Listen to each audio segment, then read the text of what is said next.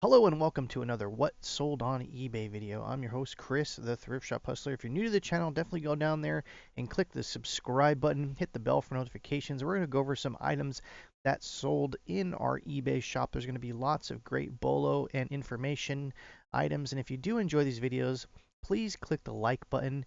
That definitely feeds the hungry YouTube algorithm and helps the channel out. And I appreciate each and every one of you. Like I said, there's going to be some bolos here, so you want to stay tuned to the very end of the video. So let's get right into it. First up, we have this Pixar Treasures book. This is a hardcover book. This is sealed. We sold this for $12.99. And I just wanted to say that Disney books do very well as far as like the artist kind of books. So now there's lots of vintage Disney books that don't sell very well, but Disney books in general are something you should pick up if you're at garage sales, especially if you can get them for like a quarter or something relatively inexpensive. They sell pretty well, and the sell-through rate is really good. You can put them on both eBay and Amazon, and they both do. Both platforms sell very well. And if it has a barcode like this has on there, you can definitely scan those into your eBay app or your Amazon seller app, and you can see how much they're worth. They're really easy to do.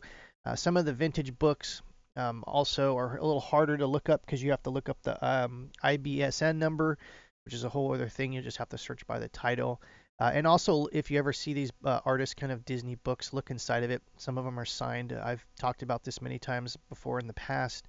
You definitely want to look in the first couple pages because some of these artists definitely sign these books. So just it's another thing to look out for. I remember finding a Disney book about 3 years ago at a thrift shop that was signed by over a dozen artists and sold for over $100. And I think I paid like $2 for it. So that stuff's out there for sure, especially Disney stuff. I mean, any art books in general, you always kind of want to look at the first few pages and find any signed things. If you ever actually find any signed books that were of value, let me know in the comments below. I know I've talked about this like dozens of times on this program, and so hopefully, from just hearing what I'm saying, uh, people have been finding signed books and things and didn't even realize that there's a whole market for that. Anyways, definitely pick up Disney books. Next up is this Gino Sensides. I'm not even going to try to pronounce that. Murano glass. For those who don't know, Murano is I think it's like a province in Italy. I know it's in Italy somewhere, and it's basically a little section of Italy that's known for their glass blowing and their glass art. This one was actually nice to actually say Murano on the bottom. Usually you're not going to get that, and it's actually signed by an artist with etching, as you can see here. It's like etched in there. And so definitely look out for glass. If you ever find like colorful glass, look underneath it. If it has some kind of like, it almost looks like scribes. It's like a scribe in the bottom of the glass. That's usually tells you that's going to be a little bit high end. So rules of thumb for Murano glass, it's really colorful. It's really artful. And for the most part, if you do find colorful glass and you look underneath it, luckily this one has a sticker. Most of them are going to have stickers that are going to be very easy to look up. But if you ever see any etching or basically scratched glass that has like, kind of like a etched name or a serial number or something like that, it usually tells you that it's a higher end. And usually like glass made out of China or cheap stuff like that's not going to have that kind of stuff on it. So that's just a kind of like a bolo tip there for sure. That's a pro tip for sure on any glass. Anyways, this sold for $74.99. This is like a little tiny like glass bowl. This is probably like 3 inches wide. Very small. Actually, I think it's a little more than that. 4 inches wide, excuse me. It's always good to have these kind of pictures in your listings if you ever do these kind of listings, like kind of measurement listings. And as you can see here, nice little hand painted. I don't know if it's I'm pretty sure it's probably enamel. As you can see here, that's actually hand painted there, if you can believe it or not. And like I said, Murano glass is known for its colorful glass that has certain art things.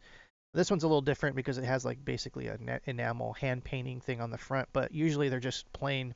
They're not plain, they're usually just glass with like different other kind of pieces of glass swirling on it. That's like the really true Murano glass. And it's hard to explain. You'll have to basically look it up. So if you have some time, definitely look up Murano glass on eBay and look at the top sellers and just look at things that have been selling. And you'll kind of get a feel for what it looks like because most of the time it's not going to say Murano glass. You're going to have to know what you're looking at. So there's definitely that. Next up, we have this Superfast fully automatic percolator. This is a vintage tea coffee machine thingy. You just basically plug it in. These things are pretty easy to test. Basically, you just plug it in, and if the little light comes on and it starts to get hot, usually that tells you that that's working. These things really aren't that basic. For the electronic stuff, it's just basically something that warms up and that basically the steam comes up. It's like anyone that knows these things knows what I'm talking about. Anyways, these things have really grown in popularity over the last 10 years. With the whole hipster generation and everyone liking different vintage things and I don't want to say like coffee snobs, but like coffee snobs love this kind of stuff. And so if you ever come across this stuff, just look it up because some of them really don't go for that much. This sold for $24.99. I'm just saying, like, just to be aware of this kind of niche. Old coffee percolators are definitely bolos, so look out for them, especially the vintage glass ones that are all glass. Those ones are really, really in demand right now. And so, like I said, just take all the pictures you can. And as you can see here, if you can test these, go ahead. Just know that these things get pretty dirty sometimes. So if you're gonna pick these up, definitely do your research before you buy it, just to make sure that it's worth your time. Like especially if you have to clean them, you want to make sure that your time is valuable. Even though we don't put a price on our time, um, I feel like if you have to spend more time cleaning it, then you're gonna get like if you spend like 2 hours cleaning something, you're only gonna get $10 for it. To me, it's not worth buying. So that's just another also kind of pro tip to value your time for sure with anything. Next up, we have this piece of art. This is from Millard Sheets. He was a well-known artist here in California. Well, not well-known, but well-known in the certain circles, I would say. And so this sold for $99. This was a lithograph. I listed it as a watercolor originally, and to find out there was a Millard Sheets collector that emailed me and told me like all the information on this piece, and it wasn't signed. I thought it was because I even did I did so much research on this and I did like the loop and it looks like it was signed, but it was actually a print. And so like even myself who's been dealing with art for years, man, I get stumped on something. There's like some water damage down here, as you can see here. Uh, and it still sold for $99. But anyways, back to the story. The collector told me that this was like something that was given away at a bank in I think it was the late 50s or the early 60s. That it was kind of like a gift. I don't know if you open up an account and you got one of these pieces of art, but it was basically that. And like I said, it's kind of crazy when you list some of this art. The collectors that will email you to correct you on any little thing that's wrong with your title or your description. So that's very nice of collectors to do that.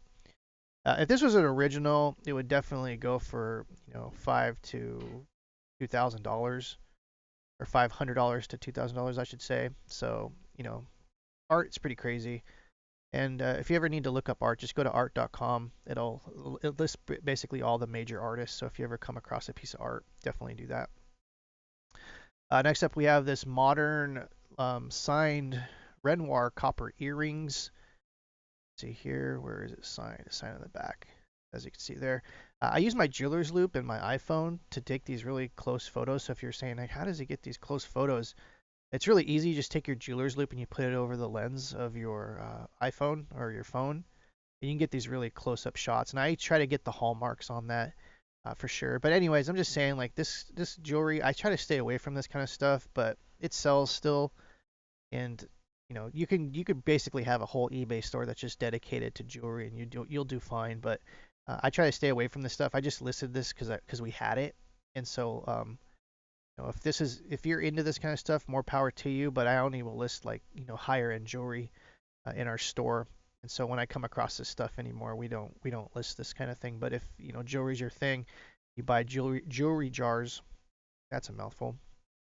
You can definitely do this kind of stuff. But usually, kind of the odd, kind of weirder things do very well. You can see here, this is definitely like I think this is probably from the 80s or the early 90s. Like I said, some of these are easy to look up. This one was pretty easy to see what the prices were going for because it was marked. There's a lot of jewelry that's not marked, and that's a whole other video in itself. But anyways, definitely look out for this kind of stuff. Next up, we have this Alberto Makali, bright pink, multicolored. This is a vintage blazer. I don't know who would wear this. This is definitely something from the 90s, I would say. These are definitely 90s colors. This is made in the USA, which is very shocking. That just goes to prove that this also, from the 80s or the 90s. Usually stuff is not made in the USA anymore. And as you can see here, this is what the tag looks like. Now, some of this stuff retailed for like hundreds of dollars, but the market for this stuff is obviously not in demand anymore because this is god awful ugly. But people actually wore this kind of stuff. People still might be wearing this kind of thing to maybe a special like gala event or Halloween or something like that. But this is another brand to look out for, especially do your research on any of these things. Right now, this is not on trend in my opinion. So this would be something I would not buy unless it was like super cheap because it did have the tags as we can see here. Um, this says it originally was selling for $365, which is like absolutely insane to me. It was on sale for 219, but to each their own as far as that's concerned. Like I said, this is just god awful ugly. This thing. If you think this is the ugliest blazer you've ever seen in your life, please leave a comment below. Am I crazy? Like, is this to me? I'm not like a fashion guy, but I can tell you that this is just, I couldn't no. This is this is a hard pass for me. Next up is these 101. I can't get over that blazer. Uh, these are so these 101 Dalmatian plates. We talked about plates before in the past. Plates are definitely generational collectibles.